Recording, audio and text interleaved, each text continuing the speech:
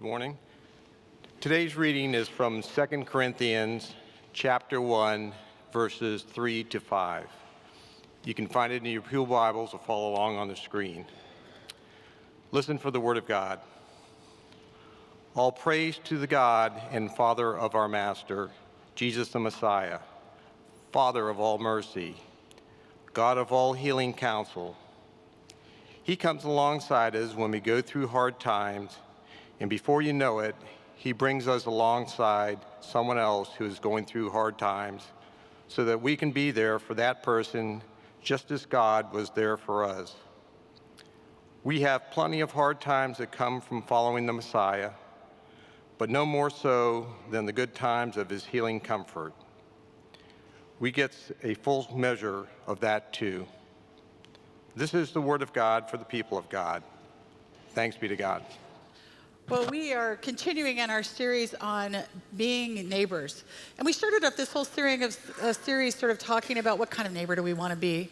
And you'll remember that we looked at Paul's letter to the Romans, and in part we looked at what he has to say about realigning our priorities towards our neighbors, towards those who need a helping hand. And we talked about in that passage about Paul's call to sort of be there in the long haul, that Christ goes into those really vulnerable places and sticks with us, and we're called to do the same. And then last week we sort of did a little bit of a shift, not so much what kind of neighbor do we want to be. We kind of asked the question, how do our neighbors see us? And we sort of looked at some of out of a passage in Leviticus, the kind of call to sort of an upright life, to be people that actually are consistent with who they say they are and that their actions would be consistent. And we issued a challenge last week for those of us to just take stock, to look around and be willing to honestly look at who we are. It reminded me of what Ashley just said in the prayer of confession. There is something life-giving about being honest about who we are, because when we allow Christ's grace to move in within us and actually transform us. And this week, we're going to go a little bit deeper. We're going to talk a little bit more about sort of going back and circling back to that first week of what does it mean to be in a long-haul relationship with our neighbors. Because it's one thing just to sort of say, be this or do this. It's another thing of like, how do we go about it? Well, it's an interesting thing when we look at the scriptures, and I love the version that Bill read this morning from the Message. It really implies that we're all going to go through hard times. You know, there's a lie within the prosperity gospel that says somehow you can avoid all pain. If you just have enough faith, or you give enough money, frankly, to those organizations, right? You're going to have wealth, and you're going to have a trouble-free life. But let me tell you, can you think of one biblical character that didn't struggle? I can't. The Bible is full of all sorts of the Bible heroes, right? That we all know, love, and heard about. Let's see. Let's list some of the things that happen. The very first chapters, it's about control. Then we move into Cain and Abel, and it's about jealousy. And we've immediately got a murder on our hands. We have stories of betrayal, adultery, addiction, rape, incest. The whole list just goes on and on. We have physical infirmity. We have mental illness. There is not a problem in the whole entire human experience that isn't recorded within the people of the Bible. The Bible never, ever says you're not going to have hard times or struggling times. It's a fact of human experience. Now, theologians may argue about all the reasons for why we have these struggles, and I'm not going to debate that today. I just want us to accept the fact that all of us are going to need someone to walk beside us in times that are hard, because all of us have times that are hard. None of us are going to be able to escape it, not even one of us. Now, maybe if you're 6 months old, you haven't had that many problems to deal with, but at 16, even listen to our kids this morning when Jean asked them if they had felt sadness. No matter how good the parenting has been, how wonderful the school has been, children still feel that whole range of emotions, right? Sometimes it's about not feeling like they belong, or someone has said a harsh word. From our youngest experiences to the when before we die, we have struggles in our life. It's just part of the experience of being human. And in fact, in this passage, Paul says it so beautifully. It says, all praise to the God and Father, our Master, Jesus the Messiah, the Father of all mercy, God of all healing counsel. This series of words that he says that puts God in this sort of first position of someone who walks alongside. And Paul goes on and says, he comes alongside us, meaning God, when we go through hard times. You see, the promise of the Bible isn't that we can erase all those struggles, but that we don't have to go through all of those struggles alone. That we have a God who we can cry out to, that we can call out to in the midst of those struggles, and we can anticipate that God will meet us somehow as we crawl out. You know, the book of Psalms, that beautiful prayer book that's right in the middle of our Bible, 150 beautiful pieces of poetry that speak of sort of the highest praise of God, that speak about life in the royal court, things that celebrate creation and celebrate worship life together. But did you know that over 50 of those Psalms, 1/3 of the Psalms are about crying out to God in suffering? We call them lament Psalms. You see, the ancients didn't pretend that suffering didn't happen. They wrote about it. They talked about it. And if you read some of the raw language that they write, it is just intimate and personal. They write lament psalms for themselves where they have felt surrounded by enemies or treated unjustly or unfairly. They write about things like the poverty of the soul or the poverty in their lives and question God's faithfulness. But they also write as a community, crying out on behalf of the entire people of Israel and cry out and say, God, what and why have you allowed this to happen? You see, the suffering that is part of the biblical record that's captured for us in this beautiful psalm and this prayer book for us reminds us that in those times of trouble, we are to cry out to God in our most raw and honest language of the heart and the soul. And the promise that Paul is saying here is that God will meet you in those cries. And after all, shouldn't Paul know? I mean, Paul seemingly had a pretty good life from what he talks about before he became a believer in Jesus. He was a Pharisee of all the Pharisees. He talks about how he followed every letter of the law. In his day, that was the prosperity gospel. If you promised and lived this holy life, good things would happen to you. And then when it all falls apart, when he realizes that all those rules and regulations can't keep life in its perfect little box, he meets Jesus on the road, on a road to Damascus, and it changes his life. I'm sure that on Paul on that road, as crazy as that encounter with God, had no idea of the chapters that would follow. And in the chapters of his life that follow, he is persecuted for his faith. He is beaten for his faith to the point of near death. He's shipwrecked. He's imprisoned unjustly. And the story goes on and on and on of all the ways that Paul suffered. And yet it's Paul who writes here, the God of all healing counsel, he comes alongside us when we go through hard times. Well, this was reminding me this week of a really good friend of mine back in California. Her name's Charlotte. When I met Charlotte, she was a very young widow. She had been widowed in her late 40s. And her husband had died suddenly on a basketball court, playing basketball, the thing that he loved. It had been shocking to her family and, of course, to her. She speaks about in the most amazing terms of how wonderful their marriage was, how connected they were. And his death just ripped her from the inside out. It was so painful that she couldn't really even talk to friends about it. The only sort of circle that she had was her family, because people would say things to her all the time like, oh, I know exactly how you feel. And she would say under her breath, you have no idea how I feel. You have no idea what it's like to be in the middle of the night and to long for the presence of someone who you felt so interconnected with. And the grief she felt was overwhelming. I remember I was aware of Charlotte, and this is probably maybe a year after the death of her husband, because she had come to our church in part because she could not sort of handle the church that she had been a part of. She had wanted to come in where people didn't know her and only didn't define her by her relationship to her husband. And I remember reaching out to her, and she wouldn't talk to me. It was really kind of funny. She was sort of like, no, I don't need your help. I'm fine. I'm cool. You know, most people don't do that to pastors when they reach out to them. And I thought, who is this Charlotte person anyway, you know? But I thought, she's in a place in her grief where too much contact isn't what she needs. But as Charlotte moved through her grief, we became really good friends. And we've actually traveled all over the world together in varying times in our seasons of our life.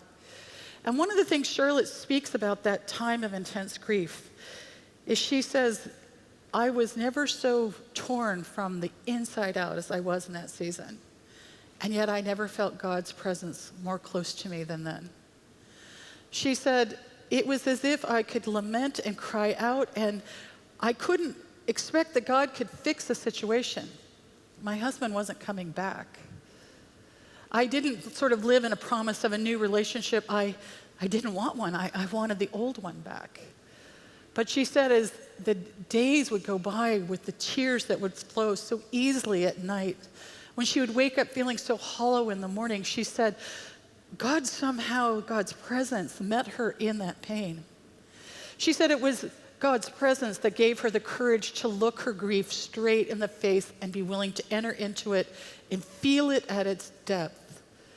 And even though she couldn't initially imagine feeling any other way, she said, I eventually felt what this passage says, the God of healing counsel came alongside and met me.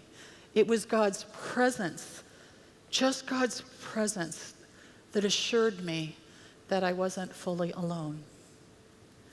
The word here that Paul uses is paraklesis. It's a Greek word, and what it means is to call out in a time where someone needs aid. In other words, there's this sense of compulsion. Someone needs help, and the person responding, the word in Greek is that encouragement, that consolation, that comfort is sort of calls to your soul, and you must respond. And this is how Paul is describing God, that when we cry out, when we call out and need help and assistance because the struggles are too overwhelming, we call out and God meets us. God responds to that place that feels vulnerable and wounded and bruised. And God meets us and provides that comfort and that encouragement. But Paul doesn't just stop there. Paul says that when we have experiences of that kind of encouragement and God's presence in our lives and the struggles that we have, it says, in the words of the Message, it says, he comes alongside us when we go through hard times. And then the second part is, and before we know it, he brings us alongside someone else who is going through hard times too. You see, one of the great economies of the Christian faith is that often the deepest and most profound experiences of comfort and encouragement can come from people who have suffered, from those who have also experienced tragedy or some sort of disruption in their life. It doesn't always have to be sort of a one-on-one experience. But those of us who have faced and experienced that trauma, especially if we've experienced some sense of God's presence in that trauma, have the capacity then to walk alongside, to be in that long haul, to walk alongside others, to be paraklesis, so to speak, to others, to hear their call, to hear their cry, and to respond like God does and walk alongside them. You see, when we are called to walk alongside our neighbor, we're called to draw on that very character and presence of God that has met us and offer that same kind of, in the same spirit, that same kind of walking alongside those who may be hurting, who are our neighbors. But I want to be really clear about what that means. Because sometimes when we feel as Christians that we're called to walk alongside, we think that we're called to rescue, that it's our job to save, that it's our job to step in and do everything for somebody. But that's not what the scripture says here. My friend Charlotte's experience wasn't that God saved or changed the circumstances of her life. It was simply that God provided presence and companionship and comfort and encouragement when that struggle was right in front of her. And one of the greatest gifts that we can give our neighbors is to be a similar type of presence. To be neighbor-centric in the sense that we let them take the lead, that we speak or provide presence in a way that is loving and kind, but that we're not called to come in and do and be everything. And while we may not be called to do everything for someone else, we probably are called to do something. And what that something may be actually could be a function of who you are and who your strengths are. I love what Connie just said about the strength-based parenting. I love the illustration that she gave about the children who figured out ways to make doing chores fun based on who they were and what their temperaments were. Well, another way to look at that is something that many of you who've done any kind of couples work have heard of, the 5 love languages. How many have heard of the 5 love languages, right? That's what it basically says, is that we're geared to sort of show or receive love in 5 different modalities. And those modalities first are acts of service, quality time, gifts, words of encouragement, and the last one's touch, okay? So when we think about what we might be called to do to walk alongside our neighbors, to know what's the language that we have? What's the way that we provide and actually come alive when we express compassion and care for other people? If you're a person who loves to do acts of service, then the way you may come alive, that one something that you might do, might be to offer a ride or to help, clean up a yard work that's been neglected, or doing something that's an act of service, that's a concrete, tangible act of service. It doesn't mean you as that person need to come in and listen to every soulful, hurtful thing that person's going through. That may not be the modality that you work in. But if you're a person who's wired to give quality time to each other, and that's the language that you love to express love, then what an amazing thing. You may be just the person who has the capacity to come and be present with someone. May not even need to use a lot of words, but just your presence is going to be the thing that brings that comfort, companionship, that encouragement. I don't know about you, but there have been times when it's wordless and all I really need is someone to come and lay their hand on my shoulder, or that hug that basically says it's going to be okay. If you are the person who really conveys love through that human quality of touch, then maybe that's the way that you convey that presence of Christ. But the thing that we all do, we can do all sorts of things or say all sorts of things and be all sorts of things for our neighbor when they're in those times where they're struggling and life is hard. And yes, we are called as Christians to step in and do something. But the thing that we do most powerfully is just that we, bringing our stories of Christ's hope and presence and love that we've experienced, if we can bring that fully into our relationships with our neighbors, whether we ever say anything or not, it can be a powerful place where we can hold someone who is struggling without needing to evangelize them. But should asked, we would be able to bear witness or provide strength or concrete prayer for someone so that what we do points to the greater reality that God is the one who is able to hold us fully, even in the places where we cannot. When I think about this, I go back to my friend Charlotte, because Charlotte is just this amazing person. She grew up, sort of came of age in the 60s in California, and so she is a social activist like no one I've ever seen. Her love language is actually acts of service in service to people whose voices are not heard. She's been an advocate for anti-racism in the Bay Area, but perhaps one of her greatest legacies is starting a program at the University of California at Berkeley for minority students who get accepted to school but don't sort of know how to navigate the culture of the university system. And they've set up scholarships and programs where they identify kids as early as junior high and work with their parents and families so that the kids can be not only a success in school, but they encourage the kids to give back in their community. Charlotte's also served all over the world. She's been to the Congo, where the issues of women who have become the byproducts of war. And she has worked with the Congolese government as well as local hospitals and justice work for women. Charlotte's voice is a strong and powerful and even sometimes strident voice for justice. But she still couldn't figure out how this chapter of her life, of her intense grief, really played into that. And so over the last few years, she's been praying about where God wanted her to serve. You know, when you've been through an experience like this, she thought about, well, should I form a widows group of some sort, or younger widows, and that wasn't where God was calling her. She wondered about all sorts of different things, and through a season of extended prayer, she decided to become a hospice volunteer. And now what Charlotte speaks about is that experience of walking alongside people in their lives where she can't fix their problem. No amount of legislation or programming will change the experience of these folks' lives in the last months of their lives.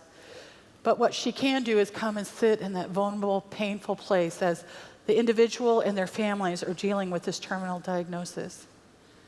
And Charlotte says it's an amazingly sacred space for her, because she said it forces her to go back and actually remember the deep grief that she felt. But it's also reminded her of the profound sense of God's grace and companionship.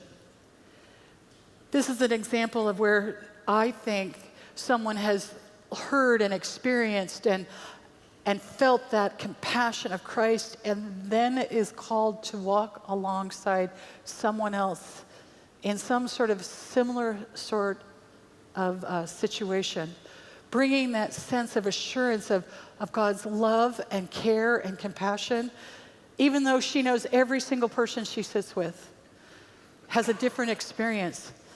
They don't share her Christian faith necessarily, but they all share a trauma. And in that, she is capable of being with them as they cry out and they lash out, as they begin to accept and even yield to the fact of their death.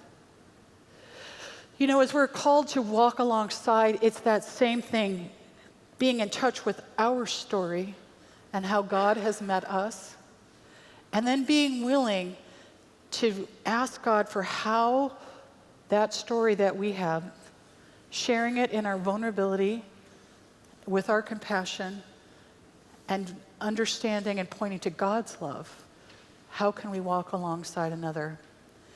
And so this week, as part of our challenge for being better neighbors, I want to challenge you to look around at the neighbors in your community.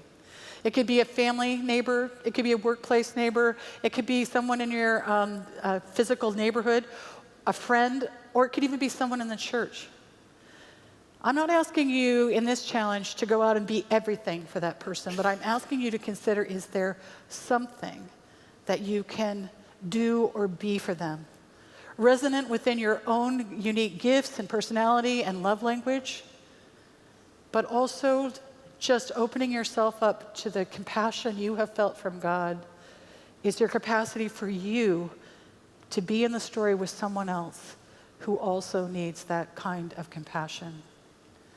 God calls us to walk with our neighbor. I think Paul says it best.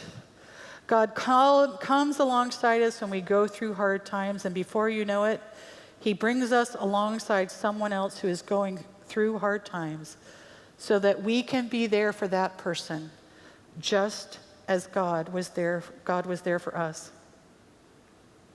We have plenty of hard times, Paul says, that come from following the Messiah, but no more so than the good times of God's healing comfort. We get a full measure of that too. Amen.